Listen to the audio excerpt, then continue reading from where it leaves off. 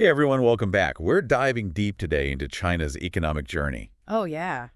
A wild ride from ancient dynasties Mm-hmm. all the way to like the modern superpower it is today. Yeah. It's it's an incredible story. So many twists and turns, uh, groundbreaking achievements along the way. And some missteps too. Of course, every journey has those, right? Right. Our guide for this deep dive is Justin Yifu Lin's book, Yeah. Demystifying the Chinese Economy. Great book. Yeah, did you read it? Absolutely. Yeah, he's a leading economist. Yeah. And he really offers a unique perspective as an insider Mm-hmm. on China's rise. Yeah, and we're going to be pulling in some extra historical data, too. Oh, nice. So we can give you the full picture. Get the context right. Yeah, exactly. We really want to challenge what people think they know about China's place in the global economy. It's a lot deeper than people realize. It really is, and we're going to uncover some surprising insights along the way. I think a lot of people are going to be surprised For sure. by how much they don't know. Yeah. Yeah, one of the things that struck me when I reading through all this is how often we forget just how long China has been a major economic force. Mm-hmm. We tend to focus on the last few decades. Right, just what we see in the headlines, right? Yeah. But their story goes back centuries, Oh, yeah, way back. millennia even. Yeah, and it's so important to understand that history. You know, Absolutely. if you really want to grasp where they are today and where they're going. It's all connected. Yeah, did you know that for a big chunk of history, China was actually the world's largest economy? Yeah, it's a fact that gets overshadowed a lot. Mm-hmm. You know, we think of other countries maybe being the dominant force. Right, right. But it's essential to remember that China held the top spot Yeah. for nearly 2 millennia. Wow. It was only surpassed in the mid-19th century. That is mind-blowing It is. to think about just how long. Yeah, and it really challenges our assumptions, you know, It does. about the history of global power. For sure, for sure. Like who was really in charge when? Yeah, it definitely makes you wonder how they achieved that kind of success in the first place. Right. You know, centuries ago, like bustling Chinese towns, vibrant markets, Yeah, full of traders and merchants. and innovative merchants. Oh, yeah, we're not just talking about bartering goods here. Right. These guys were thinking about economics. They had sophisticated systems Absolutely. going on way back then. One example that always blows my mind is the story of Fan Li. Oh, yeah. Tell me about family. So this was a merchant Okay. from 5th century BC China, Okay. and he was already using like supply and demand principles to make savvy business decisions. He was ahead of his time. Yeah, he understood that when something is scarce, it drives up the value. Makes sense. And he used that knowledge to make a fortune. Smart guy. Yeah, it just shows that even back then, the Chinese had this deep understanding of how markets work. They were on top of it. So we've established that China had this long history of economic dominance. But then something happened, right? Yeah. They fell behind the West during the Industrial Revolution. Mm-hmm. And this leads to a really fascinating question. Yeah. It's known as the Needham puzzle, named after Joseph Needham. The scholar. Yeah. He dedicated his life to understanding China's scientific and technological advancements. Yeah, a brilliant guy. But the puzzle is, why did China, with all this history of innovation and economic strength, why did they fail to keep pace with the West? It's the million-dollar question. It's a big one. A lot of people have tried to answer it. And there are a lot of theories out there, Yeah. right? Each with its strengths and weaknesses. Sure, one popular idea is that Europe's political landscape, you know, Okay. it was fragmented, right? Mm-hmm. A lot of different little countries. Right, lots of competition. Exactly. And that competition drove innovation. Mm-hmm. They had to stay ahead of their rivals. Yeah, they were constantly under threat. So they had to push the boundaries of technology. Exploration. Yeah. But that theory doesn't fully explain why China thrived for so long under unified rule. Right, if competition was the key ingredient, Yeah. wouldn't China have fallen behind much earlier? Yeah, that's a great point. It's a good question. It seems like there's more to the story, Definitely. not just competition. Yeah. Some scholars have pointed to Confucian values as a potential factor. Interesting. They argue that the emphasis on social harmony Okay. and respect for authority Right. might have stifled that entrepreneurial spirit. The drive that you need. Yeah, the drive Really push forward. that fueled the Industrial Revolution in the West. Yeah. But is that really a fair assessment, though? That's the question. Um, Because if you look at history... You see Chinese merchants throughout history Yeah. who had this remarkable entrepreneurial drive. They really understood markets. They were wheeling and dealing. So that Confucianism theory doesn't quite hold up. It doesn't seem to fit. Right. Yeah, not entirely. So if it's not just competition or cultural values, Yeah, what is it? what's the missing piece? Right. Well, Justin Yifu Lin offers this compelling theory in his book. Okay, I'm interested.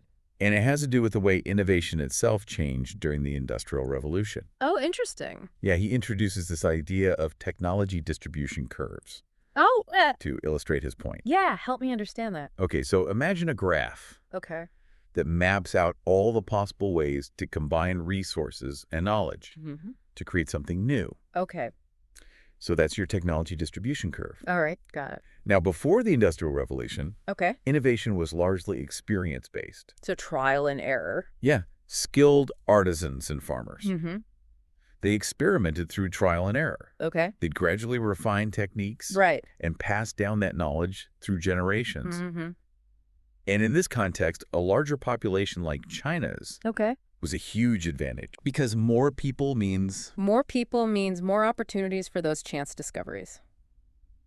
more tinkering, Right, more people tinkering, more people trying things. more ideas flowing. More ideas, yeah. Okay. So, in a sense, China's massive population acted like this giant innovation lab, Just churning out new ideas. constantly churning out new ideas, yeah. I like that analogy. But then the Industrial Revolution hit, Yeah. and the rules of the game changed big time. Mines got flipped on their head. Yeah, innovation shifted from being experience-based Mm-hmm. to experiment-based. Okay. Scientists started conducting controlled experiments in labs, Yeah. and it led to this more systematic and deliberate approach to invention. Not just stumbling on stuff anymore. Right, it wasn't just about stumbling upon a better way of doing things. Mhm. It was about actively seeking out new knowledge Interesting. and applying scientific principles Okay. to create entirely new technologies. So it became more intentional. Yeah, exactly. So instead of relying on chance discoveries, The West started to deliberately engineer progress.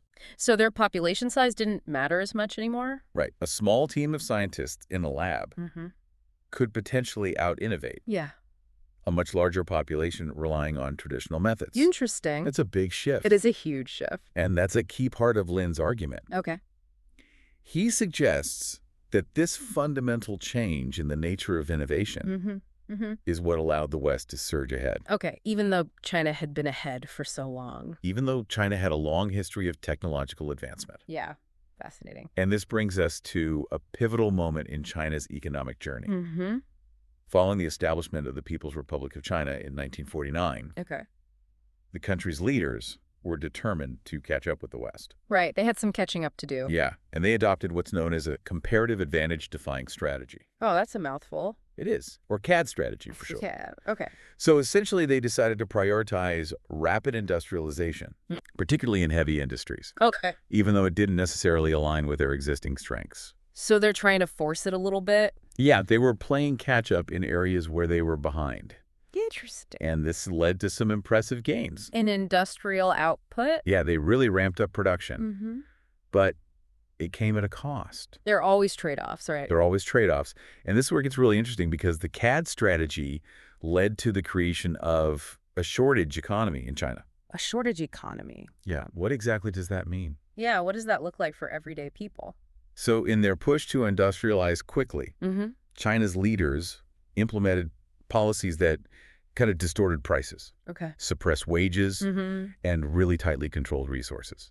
Oh, wow. So the government's really calling the shots here. Yeah, imagine a scenario where the government keeps the price of eggs artificially low Okay, why would they do that? to support industrial growth. Oh, so they're trying to keep costs down? Yeah, keep costs down for businesses. Okay. What happens?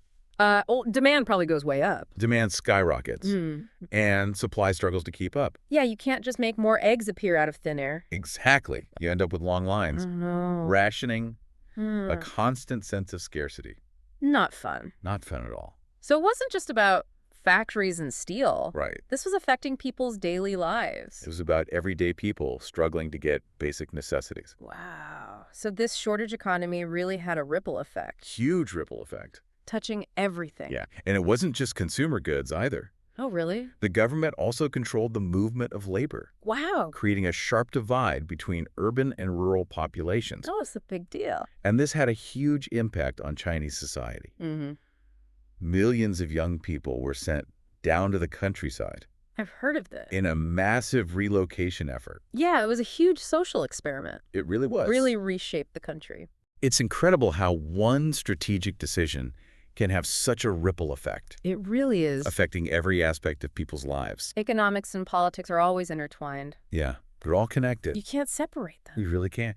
So the CAD strategy, while it aimed to propel China forward, Yeah. it also created this complex web of challenges and unintended You consequences. can't predict everything. Definitely not. It's a reminder that economic policies always have these social and political dimensions. Yeah. You have to think about all the angles. You really do. It's not just about the numbers. Nope. So we've covered a lot of ground in this first part of our deep dive. They have. We've explored China's long history of economic dominance, the puzzle of why it fell behind the West. Still a mystery. Kind of, yeah. And then the ambitious but flawed CAD strategy. Yeah, trying to force things. Yeah. And this sets the stage for the next chapter in China's economic story, a period of remarkable reform and transformation. Yeah. Oh, this is where things get really interesting. It is, so stay tuned as we explore how China began to shift gears and embrace a new path toward economic development.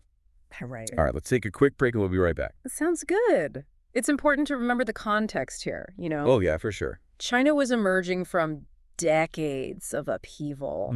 Political and economic. Exactly. And they were under immense pressure. Yeah, to modernize, to catch up. Exactly. They had to prove themselves. So how do they navigate that? Well, in 1978, Okay. they embarked on a series of reforms that really changed everything. Wing changes. Yeah, this marked a shift away from that rigid planned economy and towards a more market-oriented system. Okay, so they're loosening the reins a little bit. Yeah, but here's the thing. What's that? They didn't just flip a switch overnight. Right, that makes sense. They adopted this dual-track system. A dual-track system, what is that? So it allowed both planned and market elements to coexist. So one foot in the old system, one foot in the new. Exactly. It's like a gradual transition. Okay, so how did that work in practice? Well, the state kept control over key sectors. Okay. And they still set prices for some goods. Right. But they also started giving enterprises more autonomy. More freedom to make decisions. Yeah, and they let market forces play a bigger role. So it's like slowly turning up the volume on the market. Yeah, and fading out the planned economy. Got it. So what were some key features of this dual-track system? One important element was the household responsibility system in agriculture. Okay, I've heard of that. Tell me more. So it replaced that collectivized farming model. Okay, where everyone worked together. Right, with a system where individual households got their own plots of land Okay. and they could sell their surplus in the market. So they had some incentive to produce more? Exactly. It really boosted agricultural output. And did it help with rural poverty? Yeah, definitely it improved living standards in the countryside. That's great. So the dual-track system had some positive results in agriculture. How did it play out in industry, though? Well, in industry, it was a mix of state-owned enterprises. Okay, SOEs? Yeah, and new private businesses. Okay, so a mix of old and new. Right, so the SOEs still got government support and protection. Right. But they were also encouraged to be more efficient. Okay. More market-oriented. So kind of compete with the new guys? Yeah, and meanwhile, private businesses could operate in certain sectors. Okay. And they gradually got more freedom to compete. So it sounds like a pretty complex system. It was definitely complex. With both opportunities and challenges. As with any big change. Were there any unintended consequences? Oh, there were always unintended consequences. Like what? Well, they introduced this system of profit retention. Okay, so enterprises could keep some of their profits. Right. The idea was to incentivize productivity. Okay, makes sense. But it also created opportunities for SOEs to get creative with their accounting. Oh, so they were cooking the books a bit. Let's just say the lines between production costs and other expenses got a little blurry. So some of those profits weren't going where they were supposed to.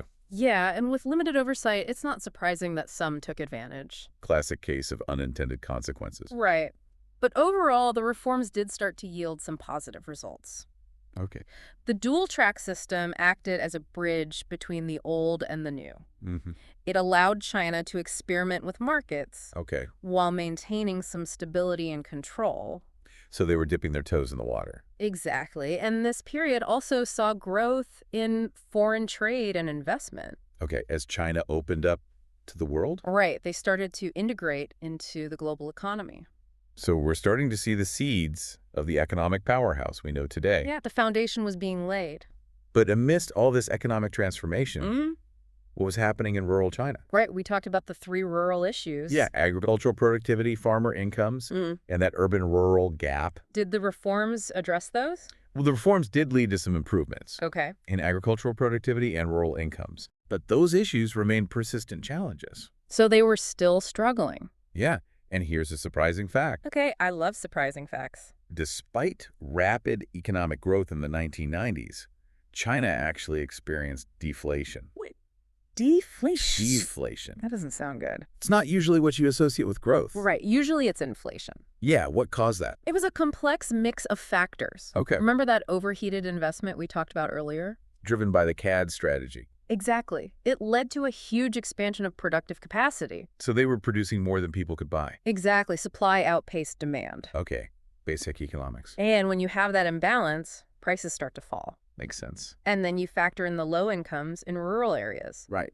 And you have a recipe for deflation. It all adds up. It does. This reminds me of those penetration rates for home appliances in rural areas. From the book. Yeah, even though prices were falling, farmers weren't exactly rushing out to buy new TVs and fridges. That's a good point, because income was only part of the story. Right. There were other barriers. Like what? A lot of rural areas lacked basic infrastructure. Like electricity. Yeah, electricity, TV signal. Even if they could afford a TV. Right, what good is it? No good without electricity. It highlights that economic development isn't just about producing more stuff. It's about creating an environment where people can benefit. Exactly. Access opportunity. Yeah, and that brings us to the concept of building a new socialist countryside. Okay, this sounds interesting. So this was an initiative launched in the early 2000s. Okay. And it aimed to address those 3 rural issues head-on. So they're trying to close that gap. Yes, by improving infrastructure, social services, and economic opportunities for rural residents. So instead of just focusing on the cities. Right. They started to invest more heavily in rural development. Okay, so what were some of the specific goals? Well, one was to improve rural infrastructure. Okay, things like roads and electricity. Exactly, and telecommunications. Oh. So connecting them to the world. Connecting them to the world, yeah. That makes sense. Better infrastructure would connect them to markets, allow them to sell their products, right, and access essential services. It's all about access. Yeah. Another goal was to improve rural education and healthcare. Okay, so investing in people. Investing in people, Yeah. Narrowing that gap between urban and rural areas. Trying to create a more level playing field. Exactly. That's important. It's starting to sound like a more holistic approach to development. Yeah, they're thinking about the big picture. Recognizing that economic growth needs to be inclusive. And benefit everyone. Yeah. So did the new Socialist Countryside Initiative achieve its goals? It's a mixed bag. Okay. There were both successes and challenges. Tell me more. The initiative did lead to some big improvements. Okay, in what areas? Rural infrastructure and living standards definitely improved. That's good. But that urban-rural gap is stubborn. It's hard to close that gap. It is, yeah, and a lot of rural areas still lag behind. In terms of income and opportunities. Yeah, so while there's been progress, there's still work to be done. Right, to ensure everyone benefits. Exactly. Economic growth needs to reach all corners of the country. It does, and that brings us to a broader question. Okay, shoot. Even as China was making these strides, did the reforms fully address the underlying distortions in their market system? That's the big question. Or were those distortions still lingering? We talked about the CAD strategy and how it led to that shortage economy. And distorted prices. Did those distortions disappear as China moved towards a market economy? That's what we need to find out. It's a great question, and we'll explore it more in the next part of our deep dive. Oh, what a cliffhanger. But I'll give you a sneak peek. Okay, I'm listening. Despite the progress, some distortions have proven to be very stubborn. Oh, they're hanging on. They're not going down without a fight. So what are these stubborn distortions? And why have they been so difficult to overcome? I need answers. Well, one major area of concern is financial distortion. Financial distortion, what does that mean? Even with the reforms, the government still plays a big role in directing capital. Okay. And they often favor large SOEs. Over private enterprises. Yeah, so it's not a level playing field. So the government is picking winners and losers. In a way, yeah. And that hinders the development of a truly competitive financial market. Exactly. Imagine trying to start a small business. Right. When the banks are only interested in lending to huge state-owned companies. It's tough to compete. It's an uphill battle. It is, and the profits from these SOEs, they often don't flow back into the economy as a whole. Where do they go? They tend to stay concentrated within the SOEs, which can lead to income inequality. Right. The rich get richer. And it can stifle the growth of smaller businesses. It's like a vicious cycle. It is a cycle, and it undermines the whole system. People lose trust. Exactly. So financial distortion is one stubborn issue. It is. What are some of the others? Another area is resource pricing. Resource pricing. This is where things get interesting. Okay, I'm intrigued. China has vast mineral resources.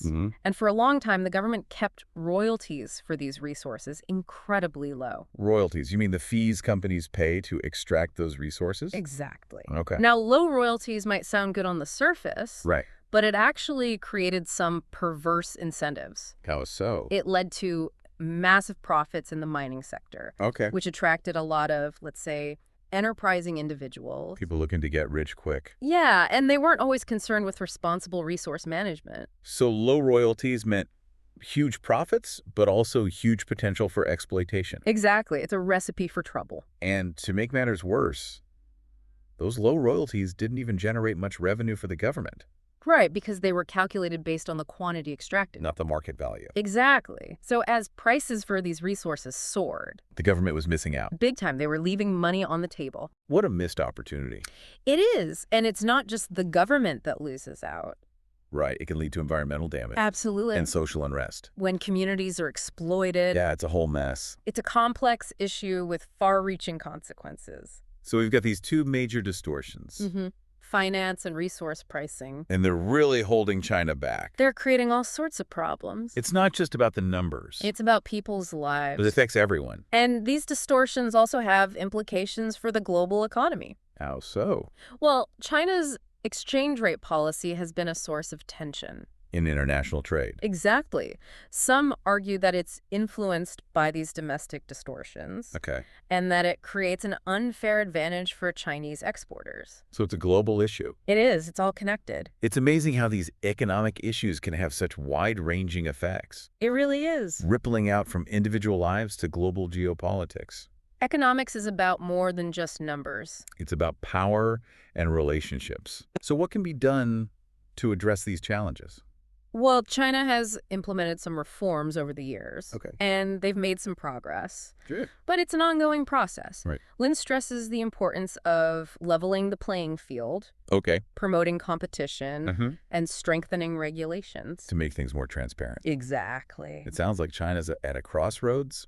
They are facing some tough choices, They've achieved incredible growth. but these structural challenges could hold them back. So which path will they choose? Will they continue with reforms? Or cling to the old ways? That's the big question. And the world is watching. The stakes are high. They are. So before we get ahead of ourselves, Mm-hmm. let's dive into that third major distortion The one we haven't talked about yet. and explore why it's been so persistent. Okay, let's do it. Okay, so we've got those two big distortions in finance and resource pricing. What's the third one? Right, so the third one we need to talk about is administrative monopolies. Administrative monopolies. Yeah, and they're particularly strong in certain sectors. Like which ones? Think electric power, telecommunications, that sort of thing. Okay. And these monopolies, who's benefiting from them? Mostly large SOEs. They get to operate in a market with limited competition, which can, stifle innovation. So they don't really have to try that hard. Well, they don't have the same pressure to innovate or be efficient as companies in a truly competitive market. Because they've got the government clearing the path for them. Exactly. And the profits they generate often don't flow back into the wider economy. Where do they go? They tend to stay concentrated within the SOEs. So it contributes to income inequality. It can, yeah. Hmm. And it prevents smaller businesses from growing. So consumers lose out, smaller businesses lose out. It doesn't sound good for anyone except the SOEs. Yeah, it's a situation that can create a lot of problems. What does Lin have to say about it? Well, Lin sees these administrative monopolies as a kind of hangover from the planned economy. They haven't quite shaken it off yet. Right, and he argues that they're preventing China from developing a truly efficient and innovative market. So what's the solution? He advocates for more reforms, breaking down those monopolies and encouraging competition. Makes sense to me. So we've got these three major distortions in finance, resource pricing, and now administrative monopolies. They seem to be holding China back from reaching its full potential. They are, and it's not just about the economic impact. These distortions have real consequences for people's lives. You mean like income inequality and corruption? Exactly. When the system is rigged to favor certain players, it undermines trust in the whole market. It's like a game where everyone knows the rules are unfair. Right, and that can lead to instability, both economically and socially. And it's not just a domestic issue either. You're thinking about China's exchange rate policy. Yeah, how it affects global trade. It's a complex issue, but some argue that these domestic distortions are influencing China's currency policies. And giving their exporters an unfair advantage. That's one perspective, yeah. It shows how interconnected everything is, from local markets to global trade relations. It's pretty mind-blowing when you think about it. Yeah. So what can be done? Is China doing anything to tackle these distortions? They've been implementing reforms for years, and they have made some progress. That's good to hear. But it's an ongoing process, and Lin emphasizes the need to keep pushing for a level playing field. So promoting competition, strengthening regulations, making things more transparent. Exactly. It's about creating a system that works for everyone, not just a select few. It sounds like China is at a turning point. They've come so far, but they're facing some serious challenges that could affect their future. I think that's a fair assessment. The decisions they make in the coming years will be crucial, not just for China, but for the global economy. It's a lot of pressure, but it's also an exciting time. Who knows what the future holds? One thing's for sure, China's economic journey is far from over. Well, that about wraps up our deep dive into China's economic transformation. We've covered a lot of ground, from ancient history to modern challenges. It's been a fascinating exploration. It has. And I think the big takeaway is that economic development is not a straight line. It's full of twists and turns, unexpected challenges, and difficult choices. And it's a process that never really ends. It's constantly evolving, just like China itself. I think it's safe to say that we'll be revisiting this topic again in the future. Definitely. There's always more to learn, more to understand.